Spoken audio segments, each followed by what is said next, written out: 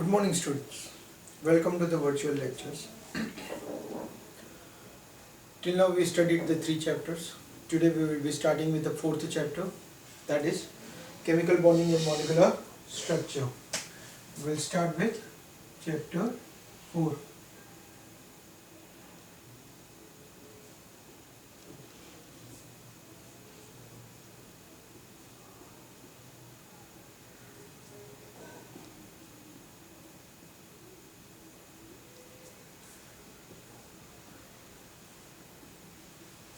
Now, particularly when we are talking about this chapter, what we are going to study in this. See, every now and then we know it that in the right from the lower standard we have studied that the compound formation takes place, molecular formation takes place, elements are formed, right? More than one atom combines together, they form a molecule. While that case, have you ever thought that they are getting bonded with it? What type of a bond? Bond means what? What is the meaning of bond? Is it some thread which is tying those two atoms together?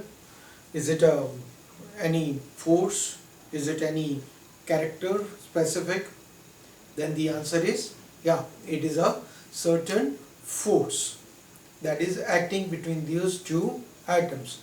What is that force? That force is nothing else but it's a force of attraction of oppositely charged nucleus that is positively charged and the electron that is negatively charged.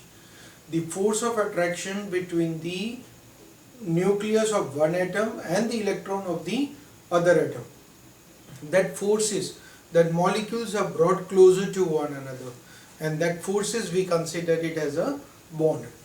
Particularly when we are talking about it, again chemical bond, it's not as in single bond, it's a force of attraction that are of different types. So we are going to get it as in different types of bonds, which we are going to come across within this chapter. We are going to study covalent bond first of all. Then we will study ionic bond. Then we will come across coordinate covalent bond, which is also termed as dative bond. Fourth, we will be coming across metallic bond,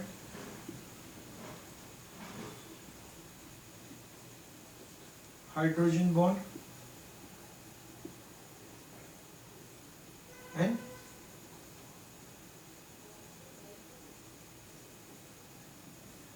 van der Waals forces.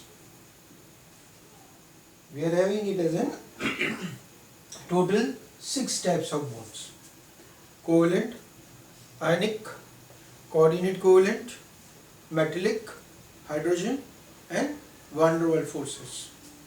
Within this chapter, in this chapter number 4, we will be coming across covalent, ionic, coordinate covalent, hydrogen.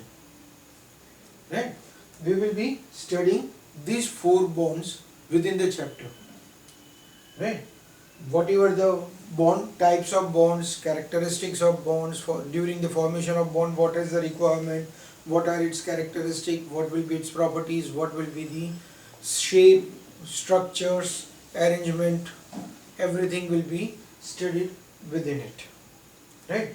This we will be studying it in our next chapter, that is for the gaseous state. Van der Waals forces will come across that, and certain thing about the metallic bond we will study it in the thermodynamics.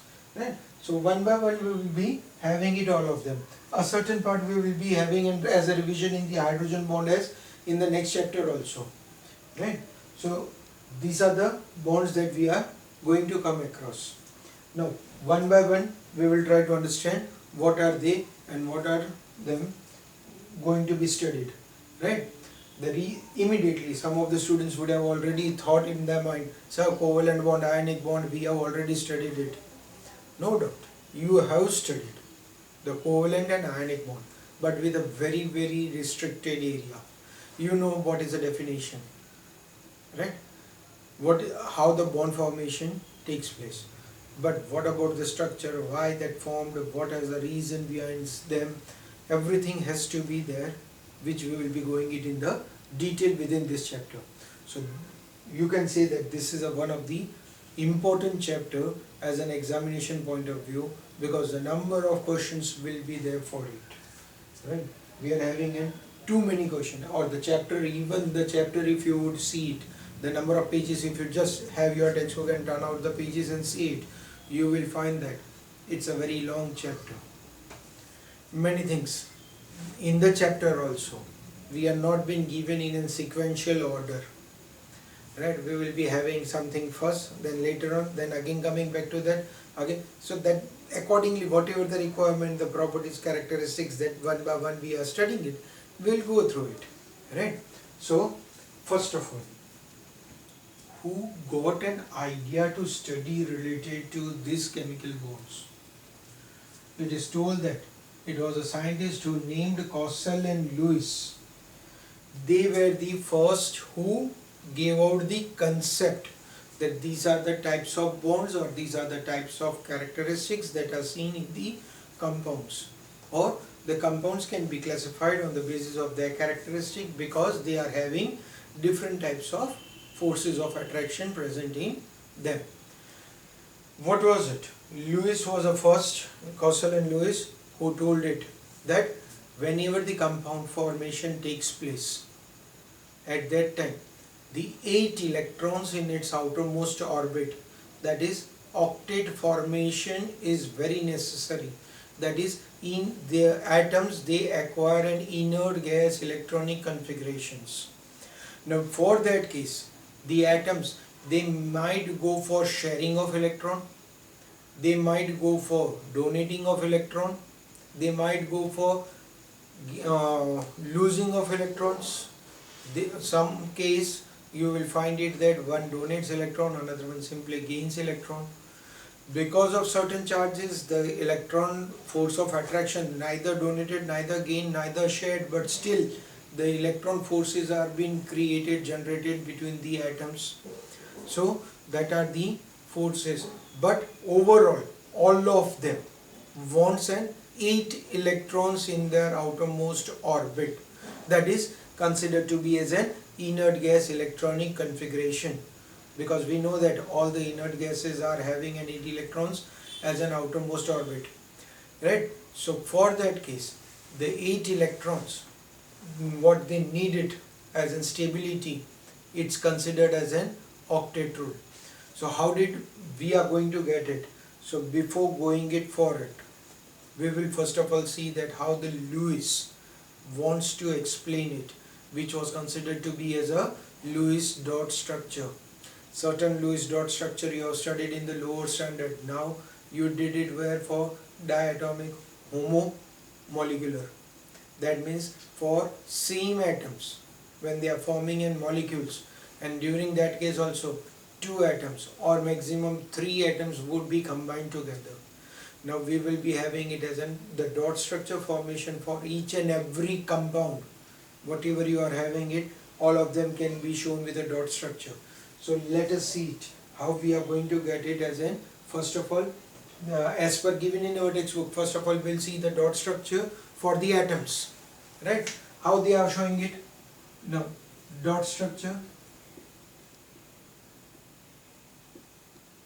for atoms. You can say it that for lithium. Now lithium is having 1s2, 2s1. Dot structures will be always shown only for the outermost electrons. That is, electrons present in outermost orbit. Again, outermost orbit, not orbital, right? Orbit means energy level. So here we are having it as an outermost energy level as 2, and in it we are having only 1 electron present in it. So that will be shown as lithium has only 1 electron in its outermost orbit.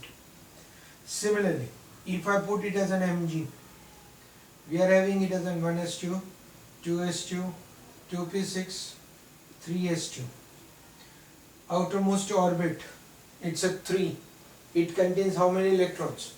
2. So Mg, it's represented as it contains 2 electrons in its outermost orbit. Let's go it for phosphorus. 1s2, 2s2, 2p6, 3s2, 3p3. Now outermost orbit means third. And how many electrons are present in third orbit? Total 5. 3 in p orbital, 2 in s orbital. Total 5 electrons are present in its outermost orbit. So phosphorus will be represented as if it's having 5 electrons in its outermost orbit. Same way, if we take it suppose neon, we will be having it as 1s2, 2s2, 2p6. Outermost orbit 2. It contains 8 electrons in its outermost orbit.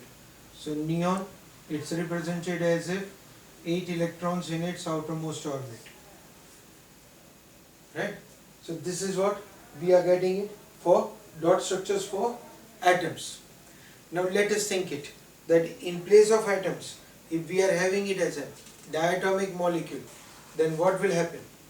If we are having it as a diatomic molecule, then we will have to obey the octet rule. Again, what is an octet rule? 8 electrons in its outermost shell, right, to get an inert gas electronic configuration. Now let us see it as a dot structure for homodiatomic molecule. That means what which you have studied it in your lower standard, Cl2 or maybe O2 or maybe H2, right? We'll see it.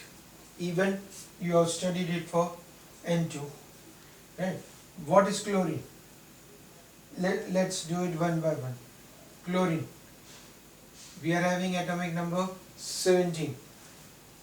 Configuration you are going to get it as neon 3s2 3p5. Outermost shell contains 7 electrons. That means it need only 1 electron to complete its octet.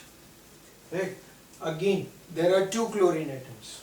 So chlorine is having 7 electrons in its outermost orbit.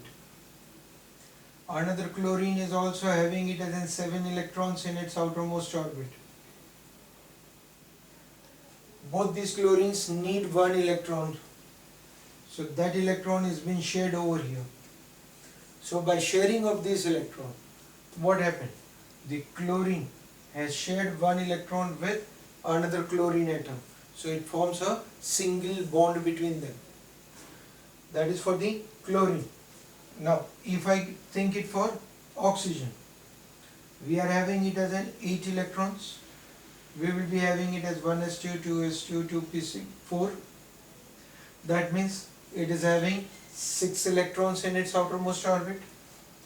Oxygen, it's having 6 electrons in its outermost orbit.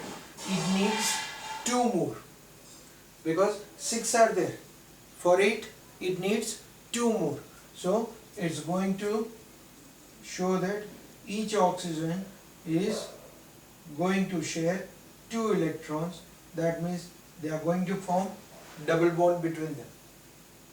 Similarly, you have shown it for N2, that is nitrogen having 7, 1s2, 2s2, 2p3, has 5 electrons in its outermost orbit. So it's going to share 3 so that it completes its octet. You can see that how their octets are completed. 7 were there, 1 is of the other chlorine. This chlorine was also having 7, shared 1. They were having 6, shared 2. They were having 5, so they shared 3, and they form it as triple bond. Right? But what does this shows? That they are the identical atoms. So the word we wrote it as homo. How many atoms were there? 2. So diatomic. Right? And they are the molecules.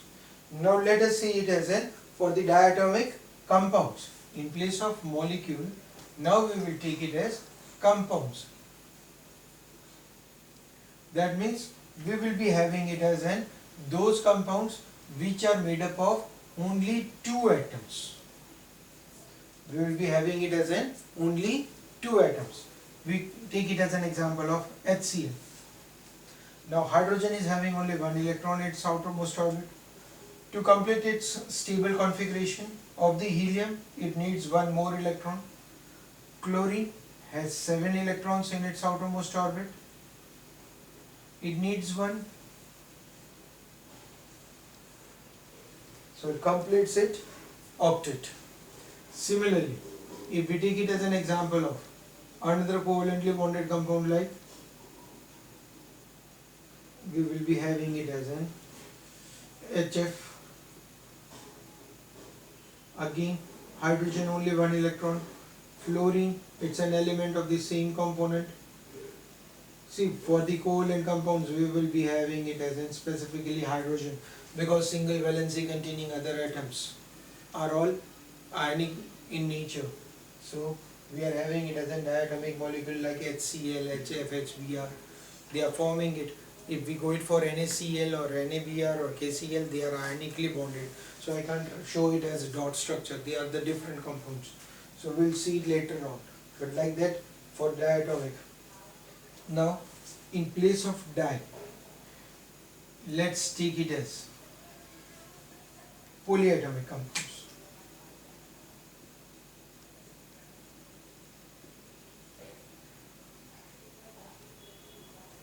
Now, in polyatomic compounds means now you can have it as in more than 2, 3, 4, 5, 7, 10, 15, anything.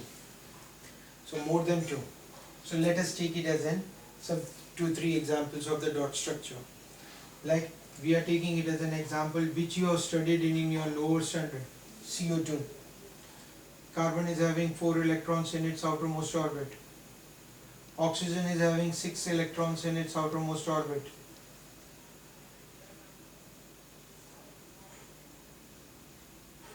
Carbon needs 4. So it got its octet. Oxygen needed 2. Another oxygen also got it 2. That means the structure of the compound you are going to get it as a double bonded. Right? Similarly, if we write it for CH4, that means the carbon is there. It's having 4 valence electrons.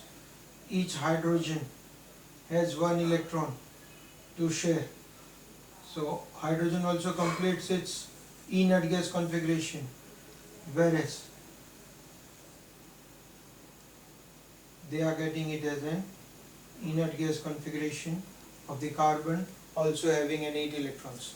Now particularly the question is there for the hydrogen. It's having only 2 electrons. It's an inert gas. Next one is helium. It does not have octet. But that is a limitation of for the octet rule. That is going to be the limitation of the octet rule. Okay. Let's have it as the another compound other than this, where we will be having it as in many atoms, like H2SO4. Let's take it as an H2SO4. Now if we are taking it as an H2SO4, sulfur has 6 electrons in its outermost orbit. Now if I think it that each oxygen is going to share its 2 electrons, if I put it like this, what happened? Sulfur has already completed its octet. Right? Now what to do it? What about the rest of the atoms? How they are going to get over there? So here we are having it as in something different. This oxygen do not donates the electron at all. Simply it takes an electron from the sulfur. But only 2 of them does like that. While 2 of the oxygen, they share their electron with a sulfur.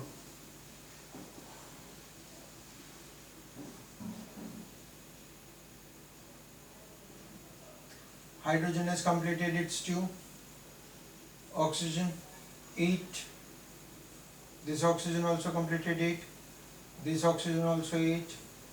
It has also completed 8. As well as you can see that this sulfur has also completed its 8 electrons in its outermost orbit. Right?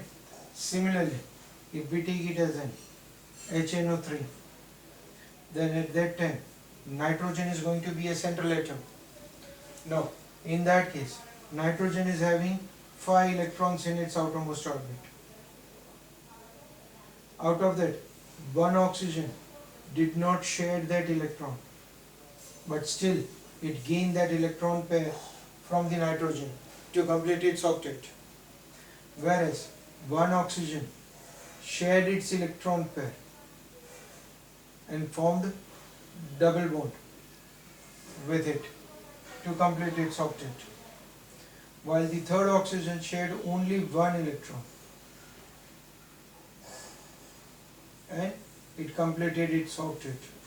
During this case, nitrogen completed its octet. So here we are having it as in different types of structures. Here sulfur, it formed, these are actually coordinate covalent bond. One donated a pair of electron, another one simply gained a pair of electron.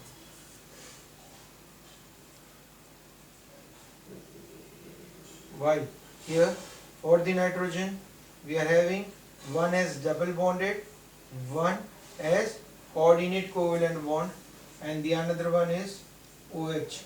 Now this bond and this bond are the different, though they represent both as a double bond, but both of them are different. One is coordinate covalent bond. See that bond length of the double bond is bigger one, whereas in the case of double bonded by sharing of electrons, they are shown with a shorter bond length or smaller bond lengths. Right? For these are the H2SO4 or HNO3, or you can do it like this, the different dot structure for the different compounds. Right? So that are the bond structures or the dot structures of the given compound. But at the same time, while we were studying it, we saw that there are the certain limitations for the hydrogen. It's not only the case for the hydrogen, we are having it as in certain limitations for the other compounds also. So they are considered to be as a limitation of the octet rule, limitation of the octet rule, that though the compound do not have 8 electrons in its outermost orbit, they are stable. They may have less than 8, they may have more than 8, or they may have odd electrons. Even then they are the stable. Then such compounds are considered as an exceptions of octet rule, because majority of your compounds has to obey octet rule. When few compounds are there which do not obey the octet rule but still are stable, we consider them as an limitations of octet rule, or they are the exceptions of the octet rule. Right? Let's see what are the exceptions for the octet rule. The first exception of the octet rule, will take it hydrogen itself.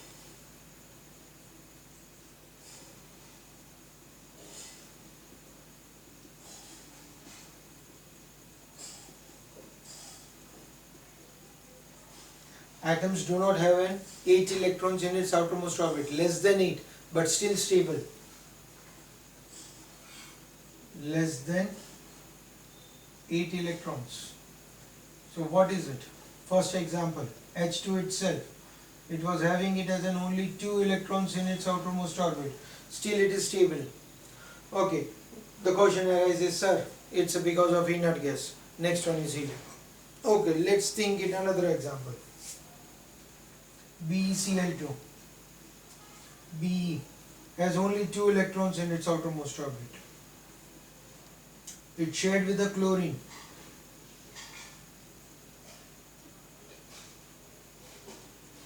Chlorine completed its octet. But what about the beryllium? It has only 4 electrons in its outermost orbit. It cannot complete the octet. Right? Let's take it another example. BF3. Boron has only 3 electrons in its outermost orbit. These 3 electrons are shared with 3 fluorine atoms. Fluorine is completing its octet.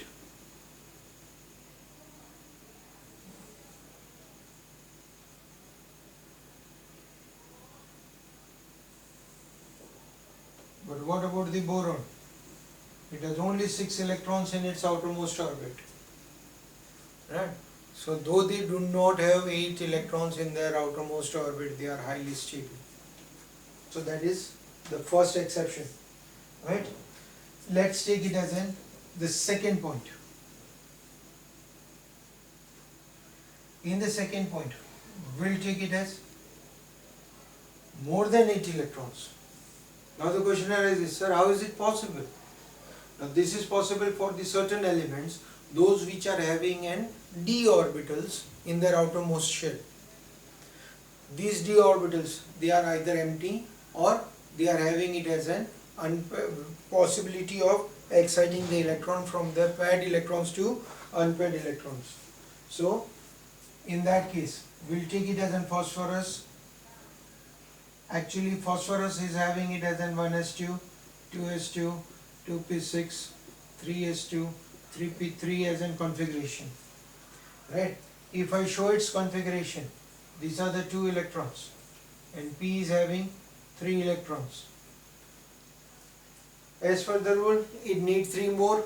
It has 3 valence electrons, it can. But because of the presence of this component having 3d orbital which is completely empty, it can allow this electron to get excited. And while in its excited state, your configuration will be 3s has only 1 electron, 3p has 3 valence electron, and the 3d will have 1 valence electron came from 3s to 3d. So as a result, now what happened? 5 valence electrons are there.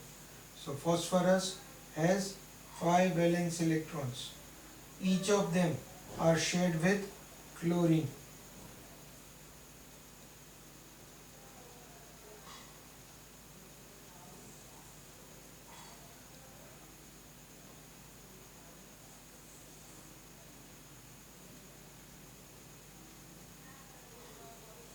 You can see that each chlorine atom is completing its octet.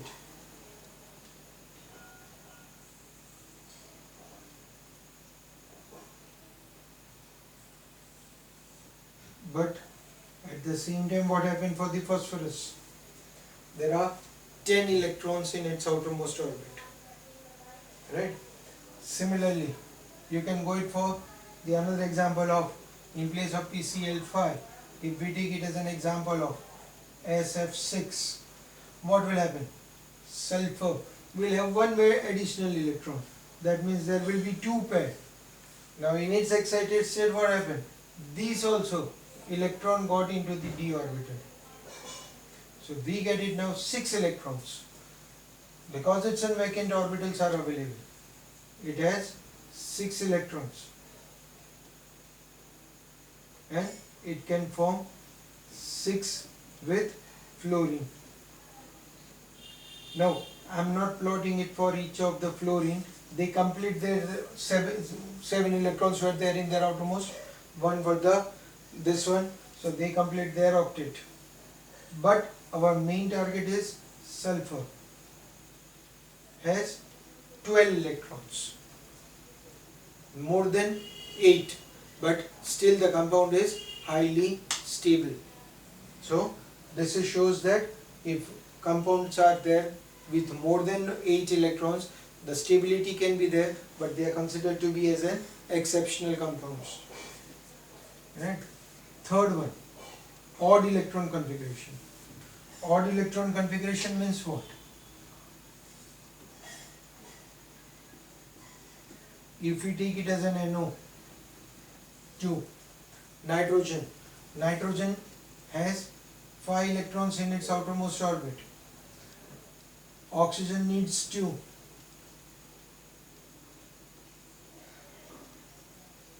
Oxygen completed, but this is having 7. 1, it's not an unpaired, Pair, it's not a lone pair of an electron. It's a single electron, but still it does not goes for the bond formation. So it is considered to be as an odd electron configuration, right? So these are all known as an exceptions of the octet rule. And the bonds that are formed by this type of forces, by this sharing of electrons, we consider them as a covalent bonds, right? So that is the first characteristic that we saw it for the covalent bonds, that they are having it as an 8 electrons, octet is there and stability is there. Okay, that is your first factor. We are studying actually first of all only covalent bond, and in the covalent bond we studied the first factor, that is related to octet and limitation of octet or exceptions of the octet. Okay, second things of the covalent bonds, we'll see it in our next lecture. For today it's enough. Thank you.